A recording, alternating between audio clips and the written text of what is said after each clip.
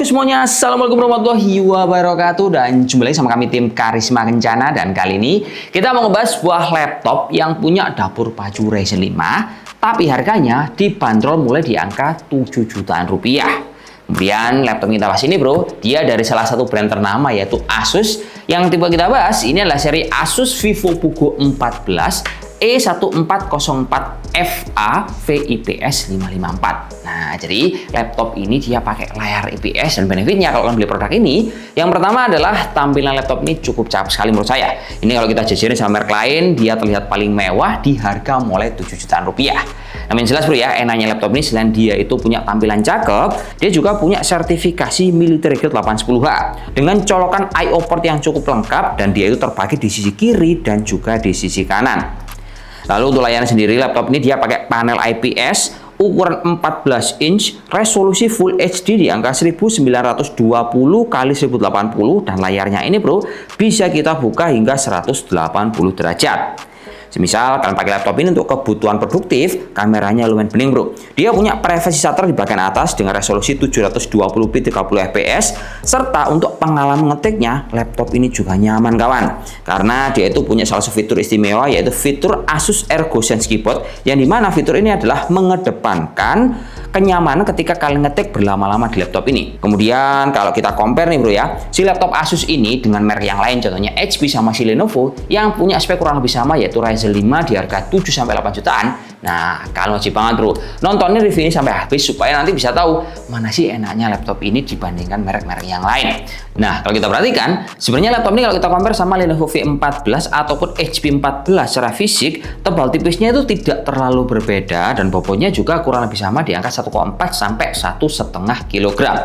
Cuman bedanya si Asus ini bro, kalau kita lihat dan kita perhatikan secara detail, tampilan fisiknya ini lebih mewah, entah di bagian cover luar, bagian keyboard, hingga sisi bagian bawah. Terus misal kita mau compare nih di bagian hardware layarnya, Asus ini sama Lenovo dia pakai panel yang bagus, yaitu pakai panel IPS, sementara HP dia itu pakai panel VA. Nah, dari panel VA ataupun IPS ini juga memiliki dua buah karakter penggunanya yang beda. Kalau kalian cari yang private, ini saya sarankan beli yang VA, tapi kalau kalian cari tampilan yang bening, saya lebih merekomendasikan yang pakai panel IPS di laptop Lenovo ataupun Asus seperti ini.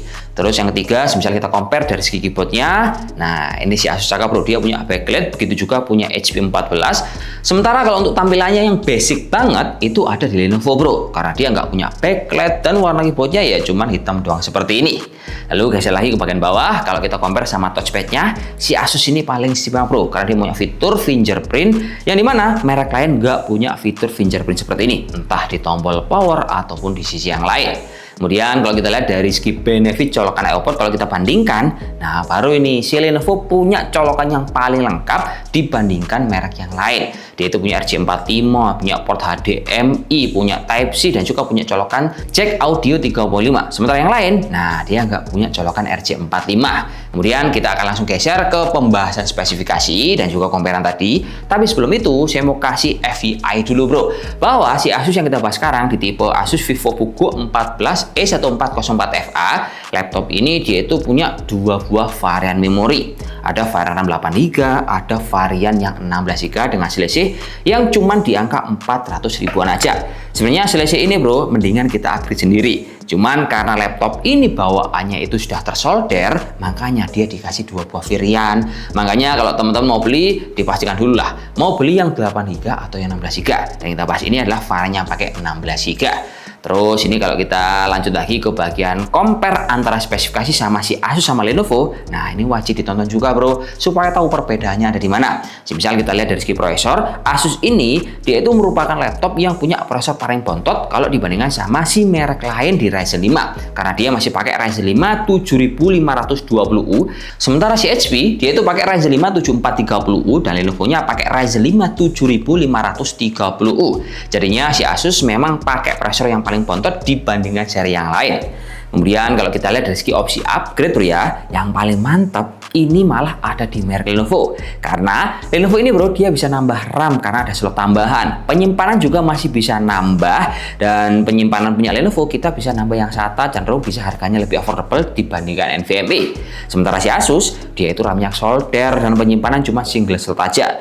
Terus kalau si HP bro, dia itu RAM-nya memang punya dual channel, tapi penyimpanannya cuma single slot aja seperti ini. Sehingga kalau semisal ini kita compare dari segi performanya, kita udah nyiapin nih bro, dari ketiga buah data antara Lenovo V14, Asus VivoBook 14, ataupun HP 14, ini RAM-nya udah kita maksimalkan di 16 GB. Dan dari data ini kita memberikan informasi bahwa tinggal menyesuaikan aja bro, mau pakai Ryzen 5 yang mana dari ketiga buah brand yang udah kita rangkum seperti ini kawan. Gimana?